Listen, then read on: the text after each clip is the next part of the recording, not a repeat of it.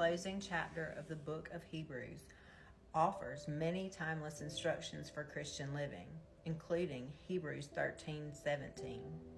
Have confidence in your leaders and submit to their authority, because they keep watch over you as those who must give an account.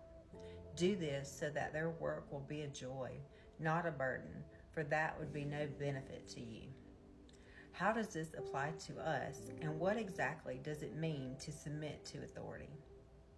The context pertains specifically to submitting to Christian leaders in the church.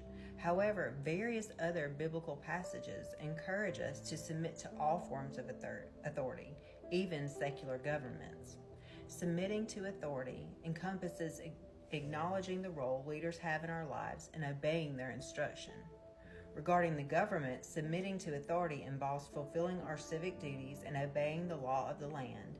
In the ecclesiastical context, submitting to authority means honoring our church leaders, seeking their guidance, obeying their instructions, and imitating them, as emphasized in Hebrews 13:7. The concept of submission to authority runs counter to our individualistic society, where self often reigns as the ultimate authority. Even under good leadership, people still rebel. How often do we exceed speed limits despite knowing the associated risk? How many balk at paying taxes? We would rather live in me city. This revulsion of authority goes back to Eden, where our first parents rebelled against God. Christians are called to adopt a different perspective. In God's kingdom, submission is considered a virtue. Just as Christ submitted to the Father, we are likewise called to submit to those in authority over us.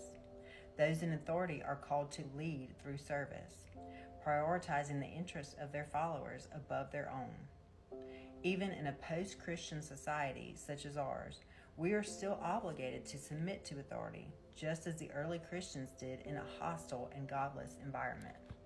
But what about the abuse of church authority?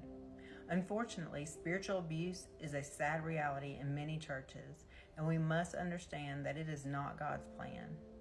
In such situations, we must remember the authority above all authorities, and our loyalty is primarily to Him. We must confront and distance ourselves from all forms of spiritual abuse, regardless of the perceived consequences. If a leader exploits his position, he can rightly be deemed a false teacher and should be avoided. Our submission to government should also be tempered by our loyalty to God's kingdom. We respect and submit to authority, but we must be prepared to obey God rather than man when the situation necessitates it.